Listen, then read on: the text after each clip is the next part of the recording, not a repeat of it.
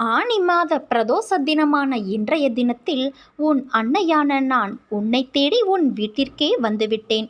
இனி உன்னோடுதான் நான் இருக்கப் போகிறேன். உலக வாழ்வில் எல்லோருக்கும் அவரவர் வினைகளுக்கு ஏற்றவாறு நன்மையோ தீமையோ வெள்ளம் போல அவரவர்களை நோக்கி பாய்கிறது. எது நேர்கிறதோ அதை பொறுத்து கொண்டு எதிர்த்து சமாளித்து நிற்க கற்றுக்கொள். அதை விட்டுவிட்டு புலம்புவதால் எந்த ஒரு நன்மையும் கிடையாது. இந்த உணர்வுகளால் உன் உடல்நிலைதான் பாதிக்கும்.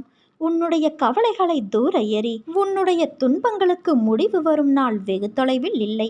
உனக்கு நான் அடிக்கடி கூறுவது ஒன்றைத்தான். நீ உன்னுடைய வாழ்க்கையை வாழ பழகிக்கொள். அடுத்தவர்களைப் போல வாழ வேண்டும் என்று கனவு காணாதே. இருப்பதை வைத்து மகிழ்ச்சி கொள்.